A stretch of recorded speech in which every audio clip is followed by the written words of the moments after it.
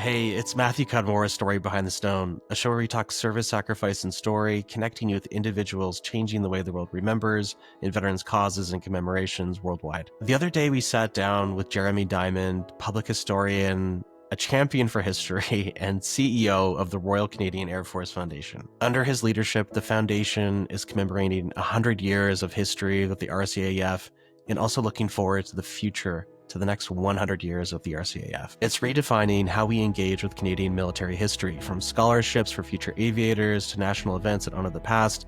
The RCAF Foundation is taking flight, and forgive me for this one, in more ways than one. The RCAF turned 100 years old in 2024, and there's never been a better time to talk about the people, the programs, and the planes that have shaped a century of Canadian air power. Jeremy, thank you so much for joining the show today. It was great to chat with you. And to all our listeners, thank you for tuning in.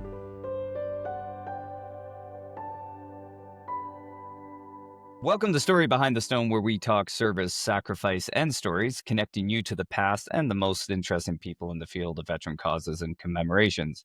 My name is Ryan Mullins, along with Matthew Cudmore. We're with Memory Anchor, a company committed to using technology for good as we change the way the world remembers. Today, we're joined by Jeremy Diamond, the CEO of the Royal Canadian Air Force Foundation. Jeremy, welcome to the show. Thanks for having me, guys. Great to be here. Yeah, Jeremy, great to see you. Just to give a little bit of context to our listeners, we'd love to just give some insight into who you are and who the foundation is. Yeah, I'm right now I'm the RCAF Foundation founding CEO. I've been a public historian for about 30 years, master's degree in public history from the University of Waterloo a long time ago, and spent much of my career telling Canadian stories, sort of promoting and presenting history to the public, whether that's through telling stories and speaking to veterans, or highlighting the work of Indigenous artists and authors, or working with new Canadians to talk about their story and how they're arrived in their journey to Canada.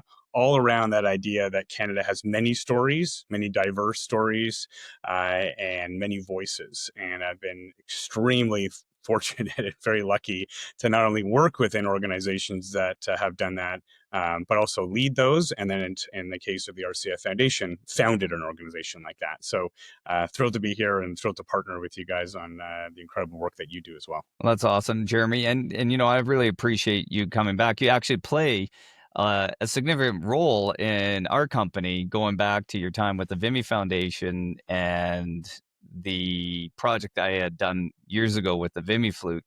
And you know, you've been pretty active in the commemorative space. I'm curious, like, what's the passion? What brought you into the commemorative field? Yeah, I mean, I even take a step back from there, and in terms of what has inspired me and brought me into history. I had an incredible history teacher in grade 13 in high school who, not in Canadian history, but would get up on the tables and recite the French national anthem at the top of his lungs as we were learning about the French Revolution, and then slam the door if anybody was 1 minute late. And I looked at him and said, wow, history isn't actually that boring. It's pretty fun and pretty interesting, especially if it's taught that way. And up to that point, so I was 18, 19, I had no idea what I wanted to do. I had an interest in sports, I had an interest in music, but I didn't know career-wise what I wanted to do. And it was hard, and it created a lot of anxiety and uncertainty for me during that time. And then he came along, and then I thought, I can do this. I can take courses. I can watch documentaries. I could read more about history. And it took me down this amazing path of undergrad and the graduate school, and thinking that history could actually be a career. But one of the first gigs that I was able to feel very lucky to do was in the commemoration throughout Year of the Veteran, which is 2005. So what, we're in 2025. So the 70th of a lot of us. I'm doing the math wrong. I have to edit that out. It's the 60th. The 60th. So I felt very honored to be able to be connected to an organization and projects related to Year of the Veteran in 2005. So the 60th anniversary of the end of the Second World War, just coming off the 60th of D-Day. And then we started to build around that time something called the Memory Project Speakers Bureau And then the complementary piece, the digital archive, where we interviewed and digitized and photographed memorabilia and artifacts from veterans that were involved in those conflicts. So that commemoration piece, 2004 D-Day, 2005 year of the veteran, and the 60th of the end of the war in Europe, was the first time that I was involved with really something that had a commemorative sort of element to it, and comes with events and going overseas and really trying to get media excited and interesting on something that was a significant date or anniversary. And then I kept on doing those things throughout my career. And history is great for dates and great for commemoration. So as long as we have anniversaries in Canada, I'm pretty sure I'll stay employed for the next 10 or 15 years. Well, that's awesome. And then, I love that that connection to that teacher. And it's funny how the passion people can share can ignite the passion in others. And as I see the different work you do, whether that is with the RCAF Foundation or in other areas, it's really a lot about sharing passion and story. For sure. It's all about storytelling, and it's all about following your passion and your interest. And what's the old saying that if you love what you do, you'll never work a day in your life? And I subscribe to that, tell my own kids that you may not know what you love and you're interested in yet, but you will. And following that will make your career really enjoyable and meaningful. And history is a perfect example of that. I mean, history at its core is stories, is storytelling, is engaging the public on not only Canadian history proper, but their story. People come to me often and say, well, I don't even really like history. I don't even know, I'm not even really interested or enjoy it. I'm like, what's your story? Tell me a bit of your story. Where are your parents from? When did you come to Canada? Where are your grandparents from? What did they do? And it sets people on this road to talk about their own personal narrative, their own personal story. I'm like, well, then you've just told me a historical story, as it were, right? You've told me your history, and you've seemed pretty interested and passionate and engaged while you were telling that story. That's what I do, and that's what I try and do. And dispelling this myth, of course, that we've all heard many times over, that Canadian history is boring. And I have never found that. And I think that it has been said because maybe it's been taught that way, or maybe we have, as young people especially, digested those dates and those facts and those chronologies in just a not a very exciting way. But I'll tell you, sitting down, speaking to a veteran and getting them to talk about their experiences when they were a 19-year-old overseas, and how that seminal moment in their lives set them for the next 70 or 80 years of their life, that's not boring. That's incredible. It's riveting, as you guys would both know. And it's something that has stayed with me for, now over 20 years since I started interviewing those veterans way back then. Yeah. And, and I love that and I love that question you ask is like, well, tell me your history. Like, where are you from? And whenever we start looking at that, that's kind of what I loved about genealogy, especially, in Canada, that we have those World War I records. And I'm fortunate enough to have both my great grandfathers in there, and to open up those records and then just being curious on, where did he sign up? Where did he get on this boat? What was his unit? And then seeing all these movies, all of a sudden I feel connected to this point of time and place, and to this real person. And this real person. Yeah. This guy up here, right? My grandfather was born in 1824, served in the RCAF 43, 44. So he's was the same age then as my daughter is now. So I'm looking at him going, God, he was this young kid. What was he doing? His father, so my great-grandfather, came to Canada when my grandfather was 2 years old. They founded, in my community, up the street from my house now, a synagogue that we went to as kids. So he lived in Poland, came over in his probably mid-20s with a young child, founded part of a very important piece of this community, which I ended up becoming very involved in. And now I'm thinking, and he's long passed, but I'm thinking I have to get back to where he's from, because the town that he's from, that's the name of the synagogue, right? Oh, cool. So it's No way. named after the town Radom in Poland. So how do I get back there? Literally, if I go very soon, about 100 years later. Born in 1824. So if I get there next year, in 2026, I would be going there exactly 100 years since the day that he left, or the year that he left. That's real, right? That's a real person, a real story, a real place, as you said. And he served for only a couple of years, but he talked about his experience a little bit, downplayed it, as many of the veterans do, tended bar and gander, didn't do much. Okay. Prodded him a little bit, but didn't get much. But it's exciting for me as well, as you say, Ryan, to try and piece together that information, try and piece together that story. And part of his story, and as a result, my story, is back there.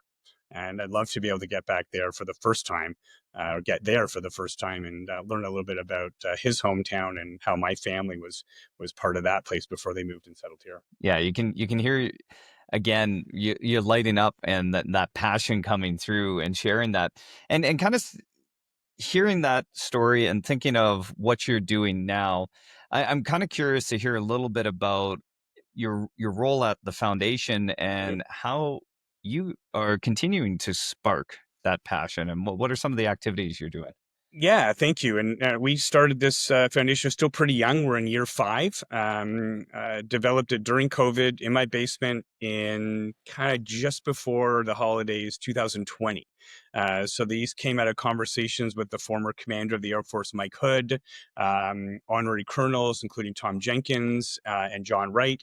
And we just started kicking around the idea, even before that, that this could be something that, without reporting to a commander or a minister, being our own distinct arm's length, let's kind of do cool things that we want to do foundation, we could really have a positive impact on the upcoming centennial, which was 2024. So it was still 3 years away. But also be able to work with organizations, with people, with veterans, with serving members, with students, really run the gamut and try and create truly, although this is often said with organizations, but I think it is true with ours, a past, present, and future not-for-profit organization in Canada. So what's the through line between from Billy Bishop to the Avro to Jeremy Hansen, right? That's what we want to do, right? We want to tell the stories of Bishop and Barker. We want to tell the stories of the Avro. We want to tell the stories of Elsie McGill. But we also want to engage young people who want to be the next fill in the blank, an aerospace engineer, a pilot, an RCAF officer, an astronaut. Right. And so we have incredible freedom, creative freedom to do that. And by we have, I mean, we've created purposely an opportunity to do all kinds of those things on different platforms and reach out to different audiences. So I guess the short answer would be that the centennial needed to be a milestone, but not a destination.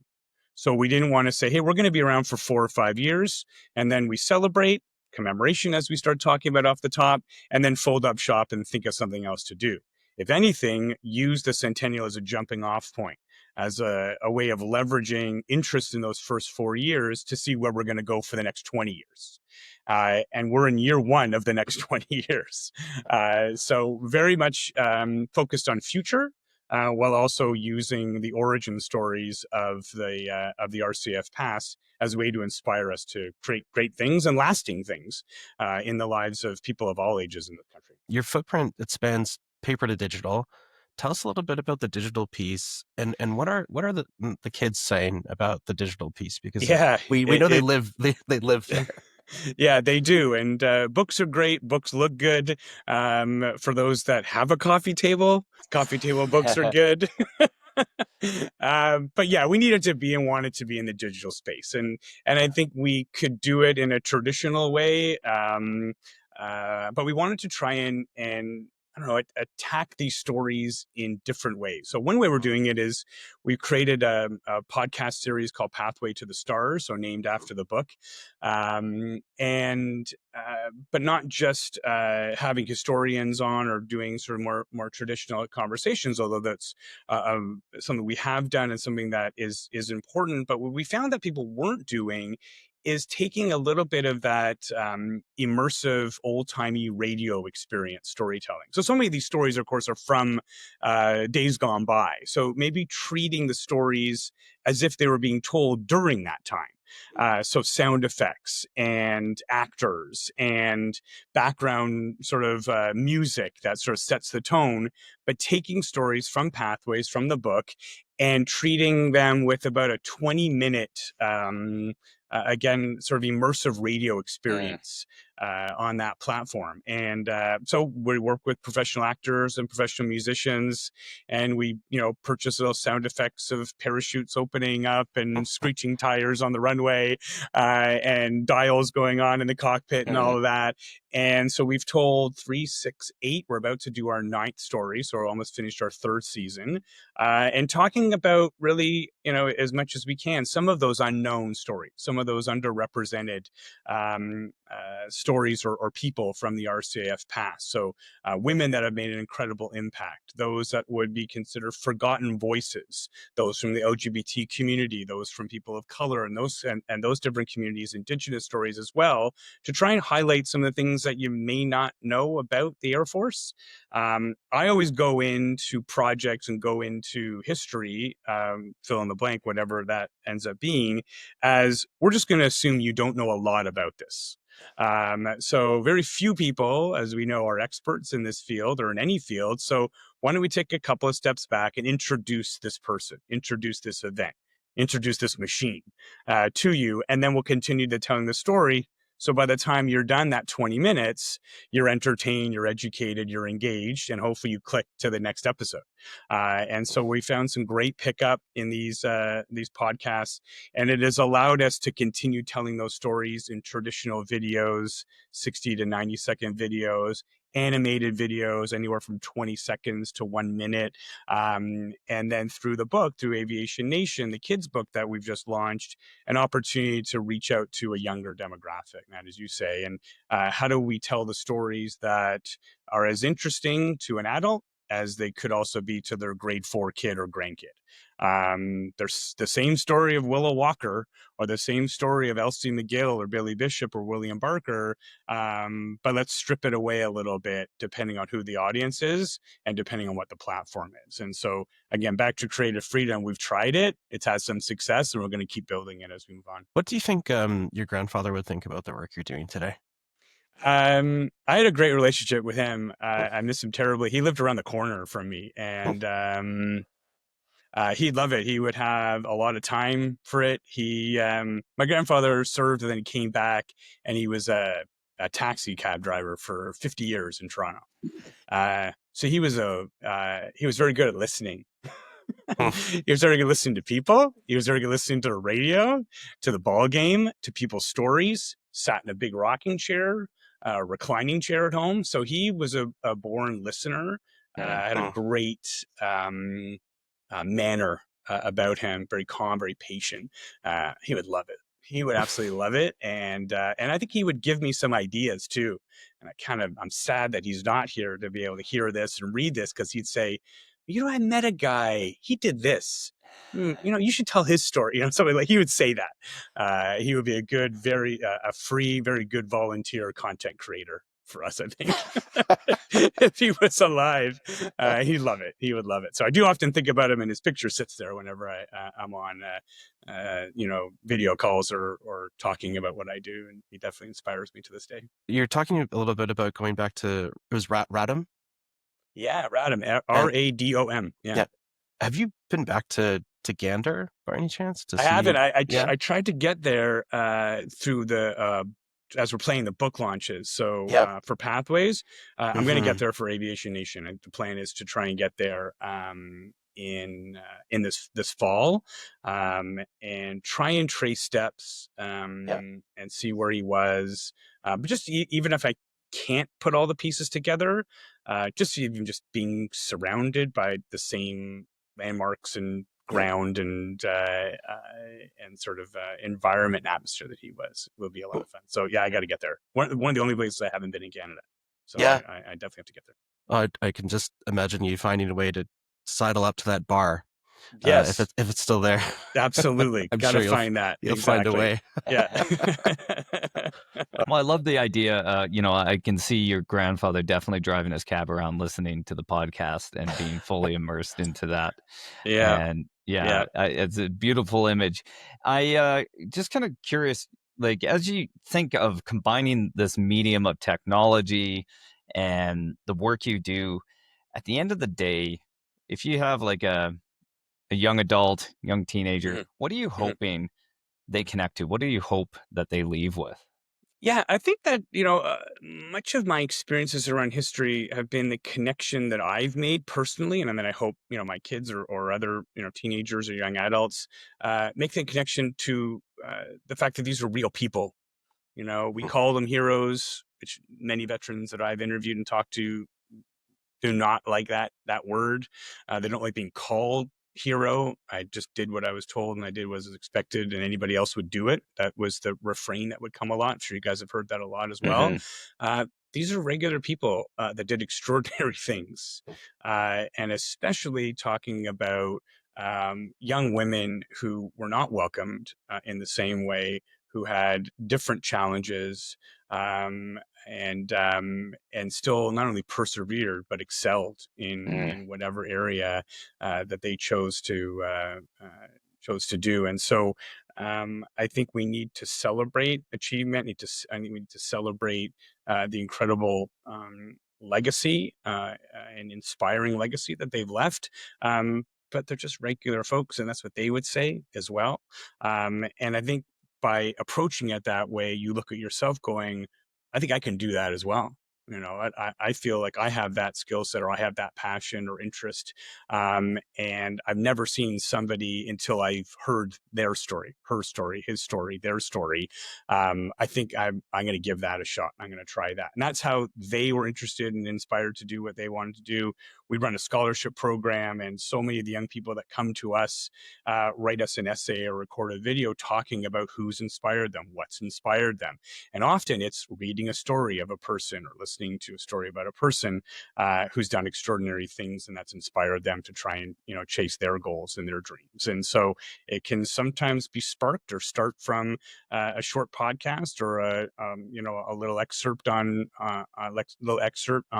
Wikipedia, or just seeing, a 5-minute news story on the CBC. And so the more that we tell these stories, the more that we recount the incredible things that Canadians have achieved over the last at least 100 years in aviation, the more we're going to inspire the next generation to want to do that in the same way that they were inspired to do it by the people before them.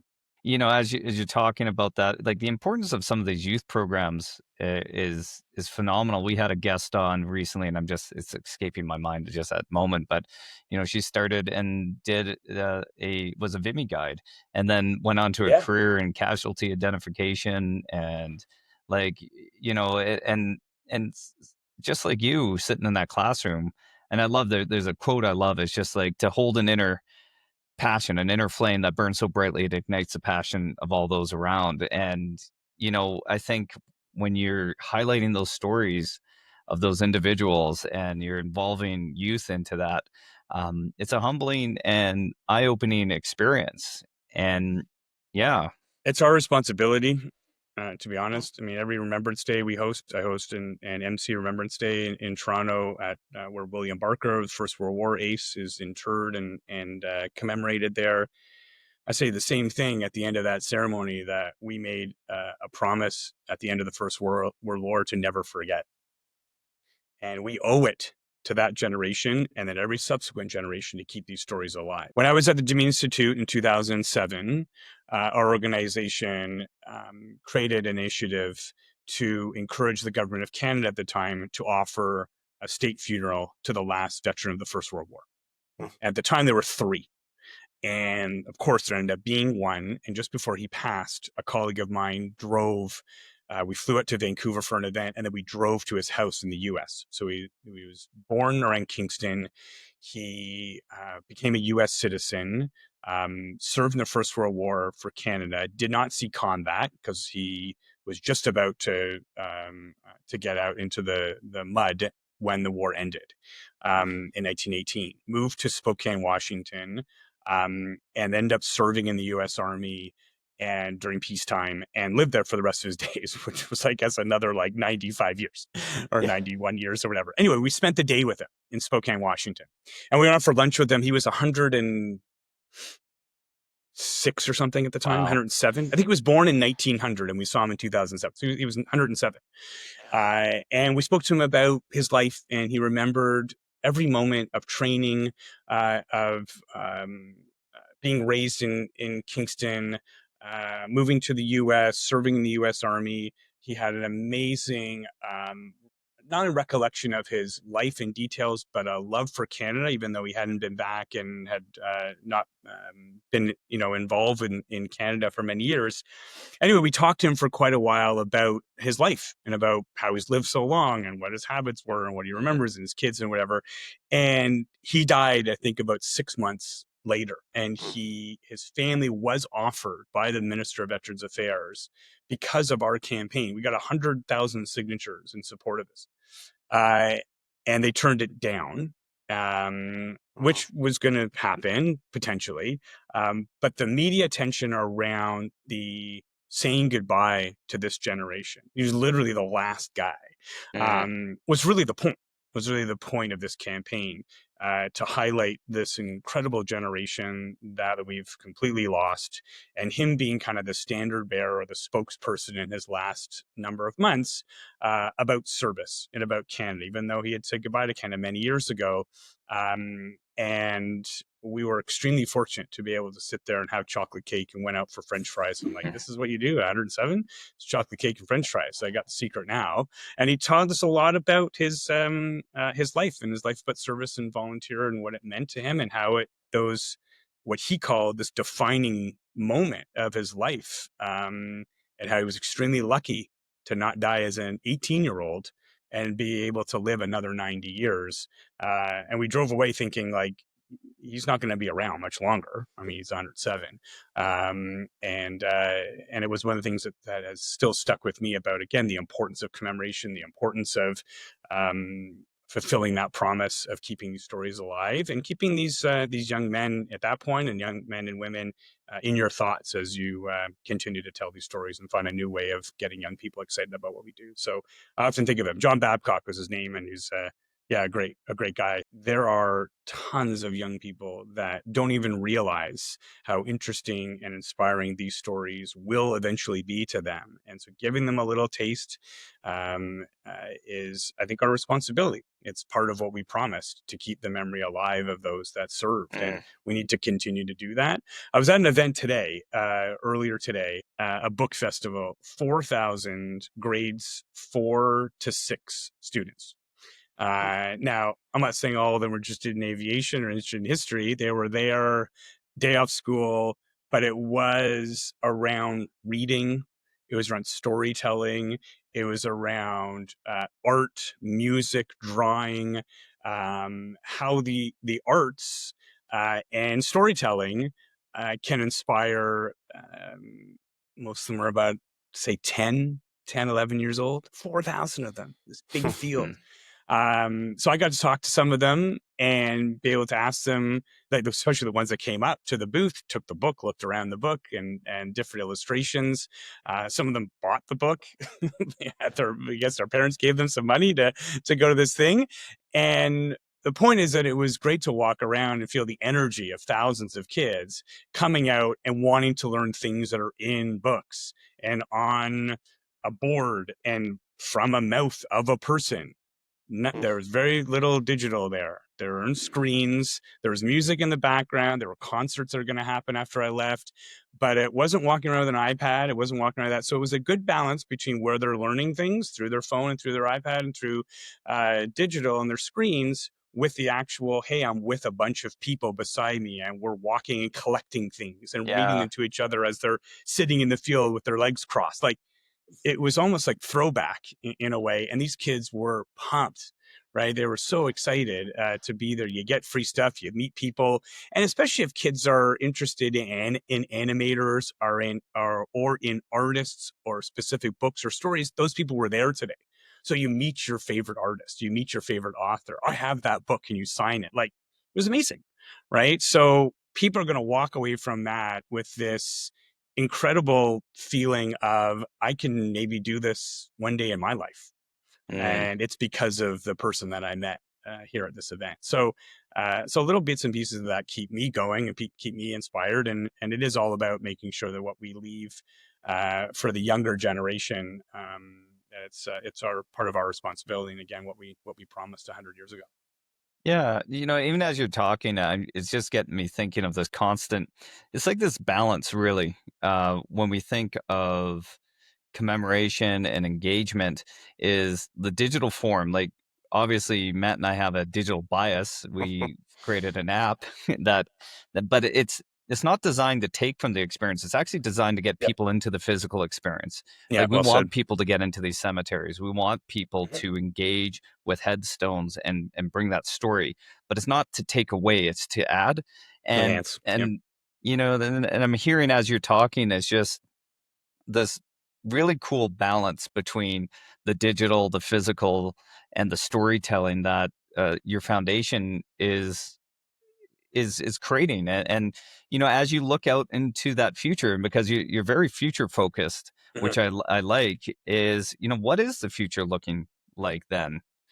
Yeah, and I think in terms of the future of how our young people are going to learn about this, a book is a great jumping off point. Again, all these people at this event today picking up the book and looking at it, but we're learning a lot about what's happening with how young people interact with video content, attention spans, how to get them hooked right away. I won't say it's uh, depressing, but it is still surprising to me that you have 4 seconds, 4 seconds, the first four, the next four, the last four. Say it's a 12-second sort of time, attention span time. And so getting them in the first 4 seconds will allow them to stay with it, because you don't want to spend 5 seconds on something unless the first 4 seconds get you.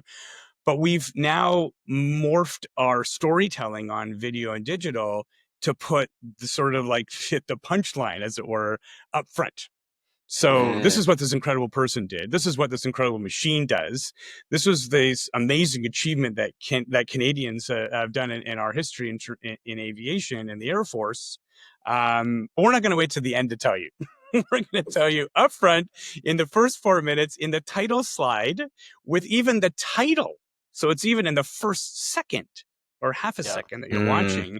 Then if you stay with us after the 12 seconds, then we'll tell you kind of the rest of the story, right? So it's what we're learning is it's almost opposite. So you're not building towards the end. You're telling the end or the payoff at the beginning. And we're finding visually, so even just what photo we're using on our YouTube videos, right? What words we're using, what font, what color we're using makes a huge difference to how long people are staying with us and viewing. Of course, they're going to stay with a Billy Bishop, or they're going to stay with a Lancaster, things that they have heard of before. But again, as I said earlier, most things they haven't heard of, and most things they don't know a lot about. So how do you hook them in? And so we're looking at a future, I think, with our digital, from the RCF Foundation, our digital content staying within that 12 to 20 seconds. Not only we'll use that as one way we're telling stories, because I don't think there's one way of telling stories. There's still an audience for books. There's still an audience for long form.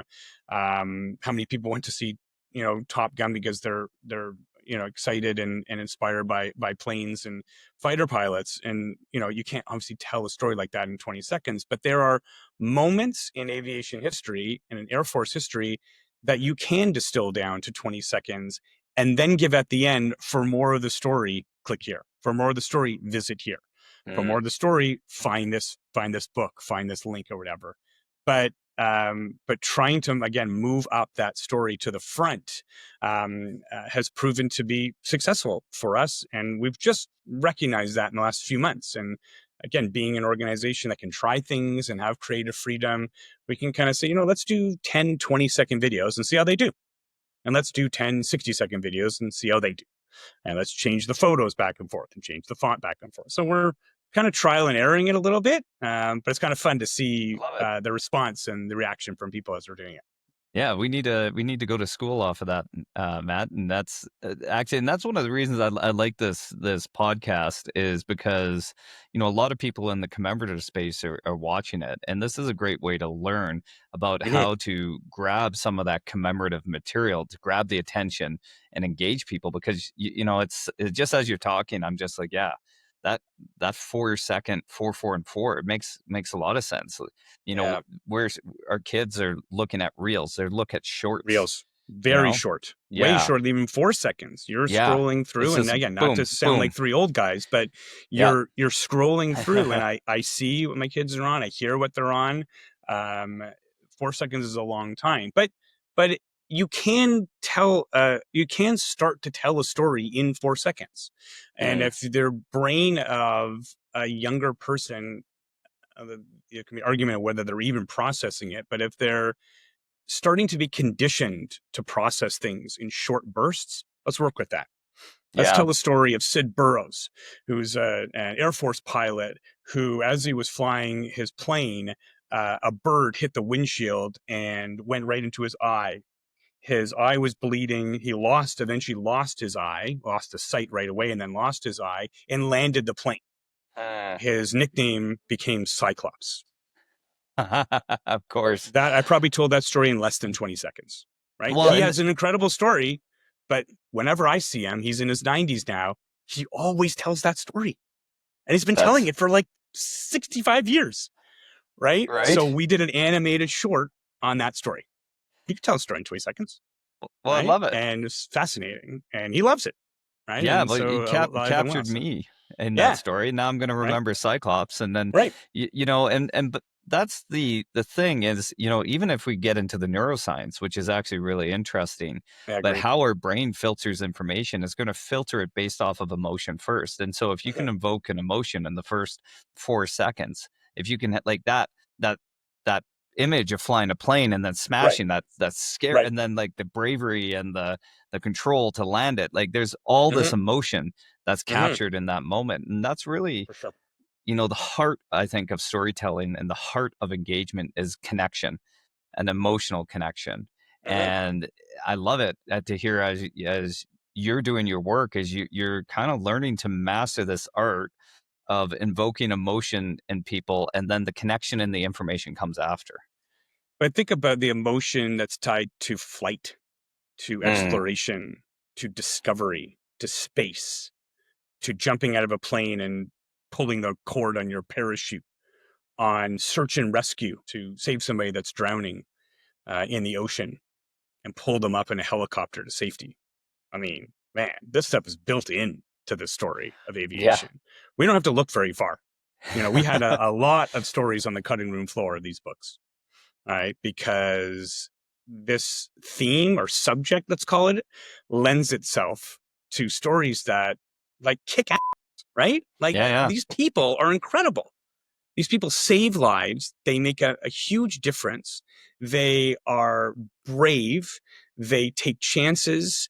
And they're all about exploring new things, doing things that many others have never even thought of.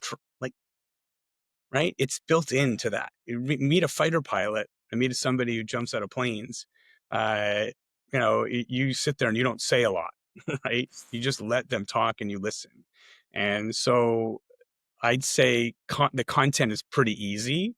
It's the how we curate it and how we distribute it and how we identify the right audiences is the challenging and fun part. We attended one of your events in real life last year, and I remember meeting, you know, a a fighter pilot. Yeah, yeah. That stuck with me. You're right. I didn't say very very much. And I don't know. He was a young kid, just like, wow, like this foundation is doing something exceptional. They, Yeah, yeah, it's incredible. yeah, you're right. Meeting those people in the flesh, and we've had a great opportunity to have a number of them out to events in the flight Yeah. suits and talking about their experience. And then as we move forward, again, we're talking about the past 100 and looking at the next 100. And the next 100 is about likely going to be about space and going to be about Mm. green technology in the industry. And it's going to be about the young girl who met the first, captain of Air Canada, or who met the first about to be the first commander, woman commander of the Air Force, and how that will inspire them to think about doing that in their career. I mean, we have to all be honest, the Air Force needs people, right? Skilled trades are in high demand in the aviation industry. And we have all these young people that are about to be very well educated, they're brilliant, they're inspirational, and they are ready to go. So how do we as a foundation in sort of our next 5 or 10 years make that bridge, or create that bridge, or make that link, or be a facilitator to take a 21-year-old who's just graduated on aerospace engineering, and his dream is to become, again, X, Y, and Z, ABC. How do we get them there? How do we get them to work on simulators? How do we get them to maybe shadow Jeremy Hansen at the space agency, to think about that they could actually be an astronaut in 20 years? I mean, we're going to Mars at some point in our lifetime. So that 21-year-old, there are a number of them that we know that have applied for our scholarship who can't wait to potentially do that in their career. I mean, that's amazing.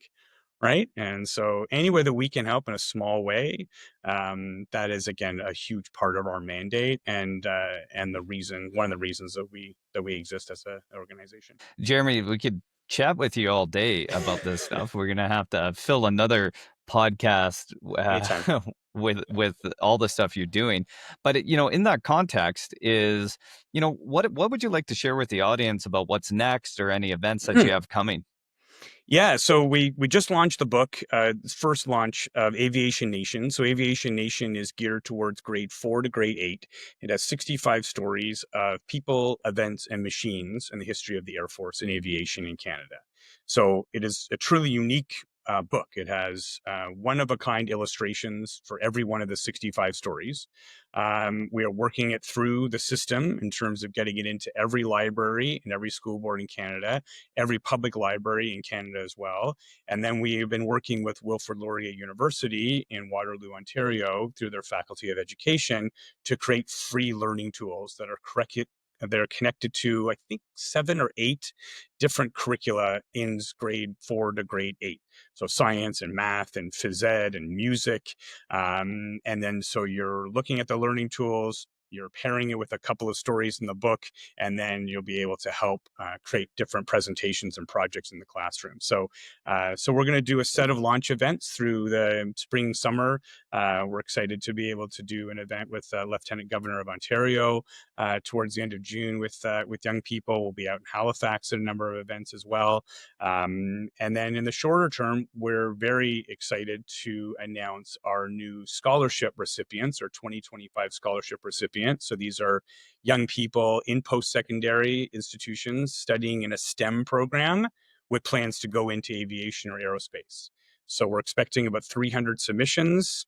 Fingers crossed, we're able to give out between 80 and 100, and that will get us to about 500 total in the 5 years that we've had the scholarship. So we're excited to announce this year's, but also look back and think, wow, we have 500 students who are ready to move through in their careers and inspire the 6-year-old who thinks that they like planes. We have a 22-year-old who's won a scholarship, and think about what they're going to do in their career. So we're always excited to showcase those young people and help tell their stories and give them a little airtime as well. And so if people wanted to find out more about the foundation and such, where should they go? Yeah, easy. 2 ways. One, just go to the website, RCAF Foundation .ca, and then check us out on social. We're on Instagram and Facebook and LinkedIn at RCAF_foundation. And you'll find all of our stuff there. And we want to hear from people as well. It's great that people follow and view and post and share and all that, but do you have your own Air Force aviation story? Do you have an aunt or a mom or a dad or an uncle that served? And what are your thoughts about when you look up in the sky and you see a plane fly over? What are you thinking when that happens? Share that with us. We'd love to hear the perspectives of Canadians of all ages. And who knows, we'd be able to curate those stories and have those as a future program with the foundation. So happy to engage whenever we can. So please visit and get a hold of us when you can. Jeremy, thank you so much for your time today and just sharing your experiences, what's brought you into the commemorative space, and the amazing work that the RCAF Foundation is doing. For listeners, thank you so much for tuning in. Please tune in again with our next episode, and we look forward to having you join us. Thanks, guys.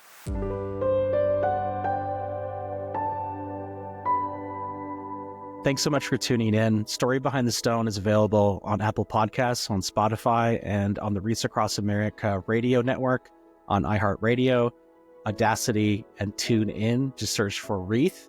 We air every Thursday at 10 a.m. Eastern on the Reach Across Radio Network. Thank you for tuning in.